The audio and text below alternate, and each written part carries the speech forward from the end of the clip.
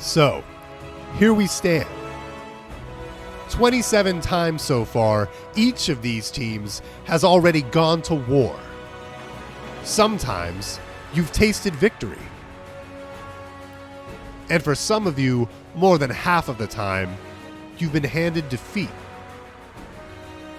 Collectively, all of you have already played 135 games, which means we've seen 135 winners and 135 losers.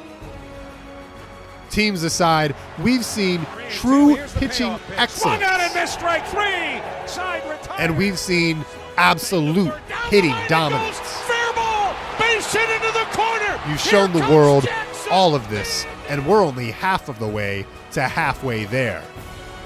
I don't know about anyone else, but I can't wait to find out what happens next.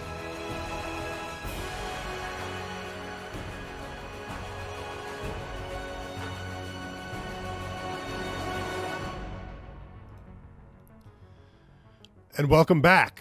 We've reached the 1/4 mark in this minor league season, and while these sample sizes are still small, at this point they can be meaningful. It's not impossible, but it sure is hard to dig your way out of a deep hole if you happen to have dug yourself into one up to this point. So let's go ahead, take a look at where these teams stand right now through the first 27 games this year.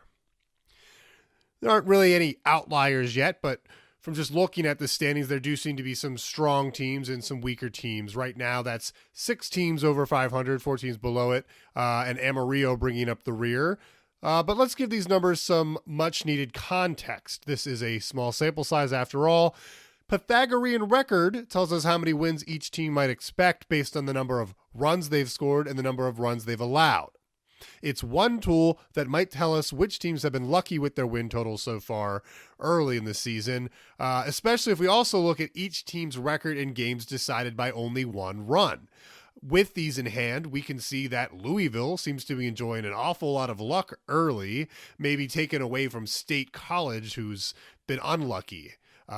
State College has only gone 1 for 6 in one-run games and has underperformed their Pythagorean expected record by 4 games already so far into the season. So Louisville may not be quite as strong right now as their record might suggest. State College may be a good deal stronger. We're going to talk about that a little later as we jump in to get a closer look at all of these teams individually.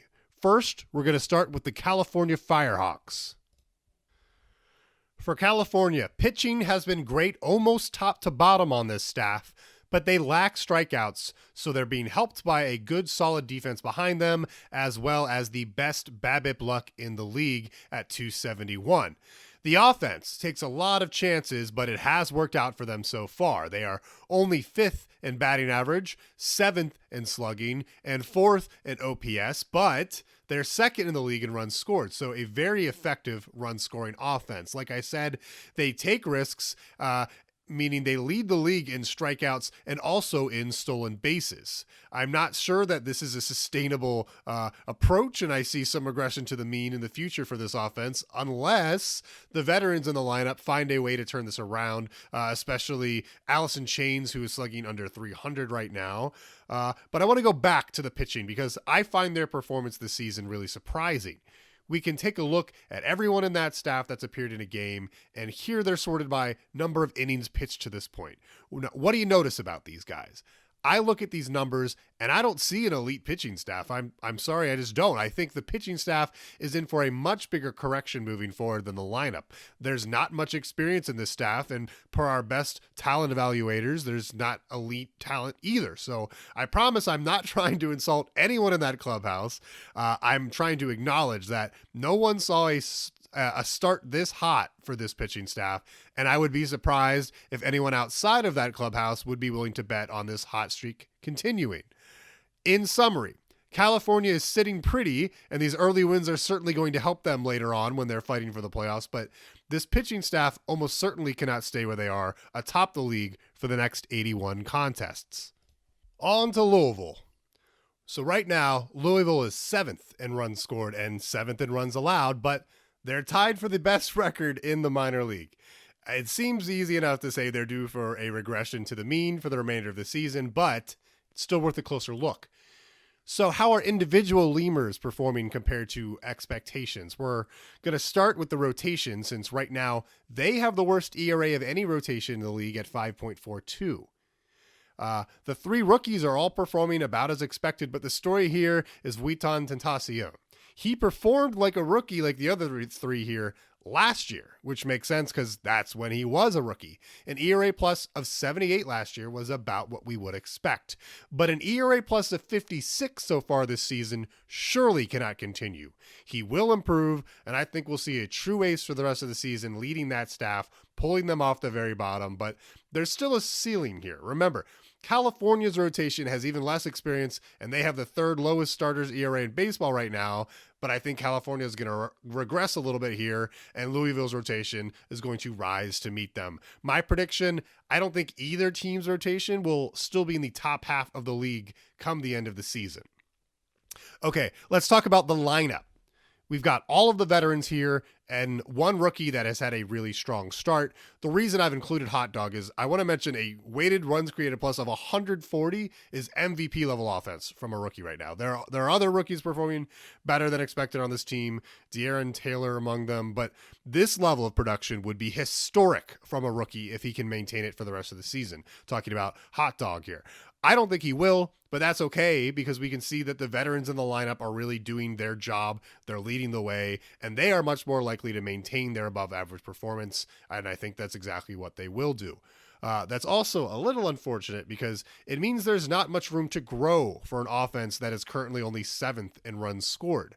Louisville will need a lot of lucky rookies, and Sanazo II will need to play closer to his 87 career weighted runs created plus to improve this offense enough to be any real threat. Last year, I want to talk about Louisville's 8-1 record in one-run games. This is luck, ladies and gentlemen, and it's going to run out eventually. How do I know it's luck? Their bullpen isn't that good. Specifically, their closer, Hachioji Hitatsu Yanagi. He is very talented and should be perhaps the best closer in minor league this year. I think I have him maybe second. But take a look. The ERA plus, the whip, they're all very impressive. They could even be sustained by a high talent veteran like Hitatsu Yanagi. But the ERA is too low for the whip, and that whip is only that low because of an unsustainable batting average on balls in play. Even if his strikeout numbers come up significantly, the ERA is eventually going to rise closer to that FIP. Again, this is probably the second best closer in the league competing for that top spot, but I don't think he can keep up the same rate of run prevention for a full 108-game season. So let's move on to Anchorage. The difference between the Wheelers' rotation and the Wheelers' lineup in terms of experience is pretty big this year. Now, I expected their rotation to be maybe the best in the minor league this year. There are no rookies in the starting rotation, and they've got a lot of talent. Now, as a unit, they haven't quite performed at an elite level as their 4th and therefore middle of the road in starters ERA. But individually, they've all been somewhere between solid and elite. However, as a team, their staff has a batting average on balls in play of .319, worst in the league. So there's reason to be optimistic and believe the pitching numbers could improve for Anchorage. Now, that's only if the defense behind them manages to get out of their way. So far, the Wheelers' defense has been awful and sit at a league worst negative 13.4 zone rating just 27 games into the season. Now, that probably needs to change for the Wheelers' pitching to make any significant improvements in ERA moving forward. The lineup in Anchorage is perhaps the opposite. There are 5 rookies in the lineup this year, and there should be definite regression offensively coming. They're first in runs, but they're only 7th in OPS. The veterans are all performing above expectations already. So if the Wheelers want to improve their hitting performance enough to deserve the league in runs scored that they have right now, it's going to have to come via the rookies. I think the veterans are actually going to fall back to earth a little bit and cancel out some of the gains that I expect from the rookies throughout the season. So overall, this offense is lucky to have scored so many runs while being 7th in OPS. Also last in home runs, also 8th in stolen bases. So the Wheelers could still be a playoff team, but not if they're going to rely on their offense to keep producing like this all season long. Now let's talk about Chicago. So far, they've been the best team defensively, and they should be competing for best rotation in the league through the end of the season. They're first in starters ERA right now. There are no rookies in the rotation. Both James Daly and Ilub Anchovy could be competing for Pitcher of the Year at the end of the season. However, their bullpen's got problems early, and I'm not sure where their improvement could come from in that bullpen. Sure, there's a pair of middle relievers with high ERAs that could certainly drop them, but the two pitchers used most in high leverage and late game situations, Al Duggar and Gaslight Gatekeep Girl Boss, might regress to the mean, and their fielding independent pitching numbers just erase those gains. The offense is putting up some weird numbers that make predictions a lot harder. They're first in batting average, first in on-base percentage, first in OPS, but they're fifth in runs scored. They're first in extra base hits, but they're only sixth in home runs. Stealing more bases and hitting more home runs will certainly help close the gap in those discrepancies, but is that more likely than them dropping down to merely second or third in most of these offensive categories and then scoring the runs to match that reduced position? I'm not sure, but time's going to tell. To close out the top half of our standings, we have the Kansas City Hepcats. Now, Kansas City has had an elite offense so far and troublingly mediocre pitching results. They're somehow sixth in ERA despite being second in BABIP, allowing them to allow the second fewest hits, plus leading the league in strikeouts and therefore being the best at keeping the ball out of play to begin with. The problem is most likely that they're walking too many batters and then giving up too many multi-run home runs as a result. They're definitely giving up too many home runs regardless. The good news is their ace is due for a turnaround along with Ryan Stryker Jr., the top half of that rotation. Ike Sampson's never had an ERA over 4.5, and this should be his best season yet. With the top end of the rotation firing on all cylinders, I think this pitching staff will be great, and I think the Hepcats will be a threat in the playoffs. That's provided their offense remains potent and their bullpen remains solid, but that's exactly what I expect to have happen. Now, on to the last team that currently has a winning record, and that's Florida. Unlike Kansas City, Florida has a lot more than one issue to fix to be a threat in the playoffs. First, the offense so far has been awful. Let's take a look at their lineup through 27 games. I've highlighted every instance in yellow where a player's value so far is higher than league average. There's not a lot of yellow here. 9 cells out of a possible 36. The good news is that means there's room for improvement here. I'm expecting Jeff Lewis, Darwin Crisp, What's She Gonna Do Walk, and Will Ishers to all play significantly better in the next 81 games. So that's the offense. Florida also needs bullpen help. They're currently 6th in bullpen ERA, and they currently only have 4 bullpen arms, less than any other team in the league. They're likely the victims of some recent call-ups, and that's not going to help them turn the bullpen around.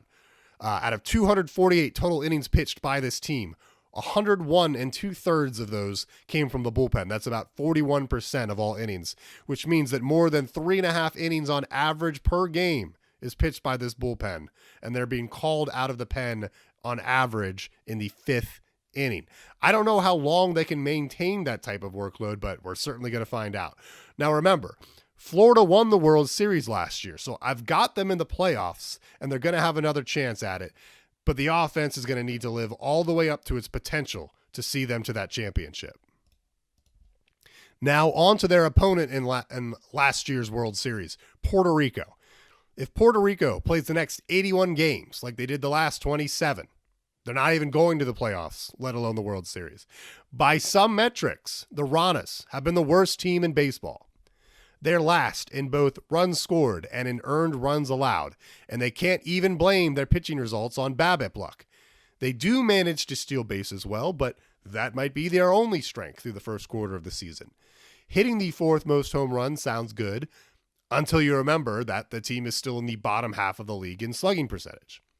The pitching hasn't been good either. Sure, there's been a few good performances in there, like Martin Roy's 147 ERA plus there in the rotation, but as a whole, the pitching staff has been bad. Let's not sugarcoat it. The good news is, I expect a fair amount of Ranas to turn their seasons around. All of the players shown here should perform significantly better in the weeks and months to come. It's hard to say if this is a playoff team since they performed so poorly so far, and although they went to the World Series last season, they only won 52 games in the regular season last year. But Rana fans can expect something closer to a playoff team for at least the remainder of this season. And that takes us to Brew City. On paper so far, they've been a better team than Puerto Rico, although they currently sit behind them in the standings. So far, they look like the very definition of a fringe playoff team. Their offense has been downright middle of the pack, with the notable exception that they strike out less than any other team in the minor league.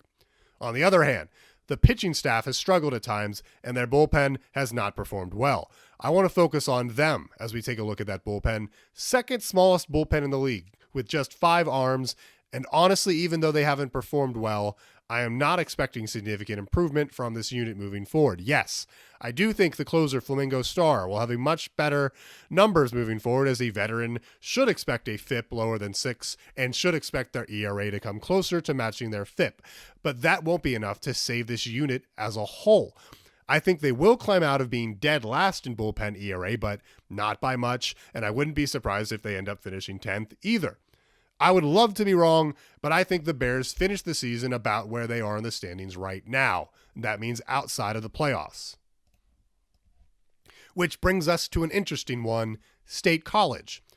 Now, Greek genius Pythagoras, king of a very specific type of triangle, suggests that State College, more than any other team, has performed well and unfortunately not been rewarded in proportion to that performance. The Swift Steeds are 4th in runs scored and 5th in runs allowed, but they sit in 9th place in the standings, so Pythagoras might have a point. The pitching staff is last in strikeouts, but has a pretty good defense behind them to bail them out when the ball is put in play. State College's strength has been their bullpen, where they're first in bullpen ERA, but unfortunately, that hasn't translated very well into winning close games, as they are just 1-5 in one-run games. Again, looking awfully unlucky. Let's look at the top performers from that bullpen. And from these numbers and the talent evaluations we have, the expectation is these numbers won't be quite as impressive by the end of the season. They certainly could be, but my expectation is some amount of regression. The lineup is largely performing as expected and doing well, so I'm not expecting any real improvement offensively for this team, but if the Swift Steeds' goal is to reach the playoffs, I don't think they're going to need it.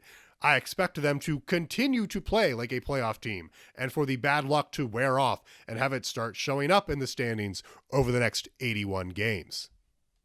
Which now takes us to our final team, Amarillo. Now, I had high expectations for this lineup, and especially its veterans, Zodiac Blue Sky, Judah the Jew, Jake Mitchell, and Franklin DeMars. I thought there was a legitimate chance that this year's MVP would come from this group, and that could still be the case as they've all done their job so far. They're all one hot week away from becoming MVP candidates. But unfortunately, even with the top 5 bats in the lineup all hitting well, with above average weighted runs created plus, the offense as a whole has been lackluster. Just 8th in runs scored through the first 27 games, 9th in OPS. I do expect the rookies here to have better results for the rest of the season, but I don't know if that changes the offense's fortune because I don't know what's wrong with it already at the moment. On paper, this should be a good, maybe even elite offense. Let's jump to the bullpen. The bullpen largely doing their job, and so are the 3 rookies in the rotation. A struggling veteran ace shouldn't be enough to ruin what should have been solid numbers for the pitching staff, but with the addition of some bad BABIP luck, apparently it has been. Much like the offense, even with some digging, I'm not entirely sure what's wrong with the staff at the moment. Everyone's numbers could be a little better, and Geronimo Ovechkin's numbers could be a lot better, and BABIP could certainly come down, but when you look at all the individual performances, on paper, this staff doesn't look like one of the worst in the minor league. I guess it's just death of 1,000 cuts right now for the Armadillos. I expect the team to improve on both offense and in pitching between now and the end of the season, but ultimately, I don't think it's going to move the needle enough to turn the Armadillos into a playoff team.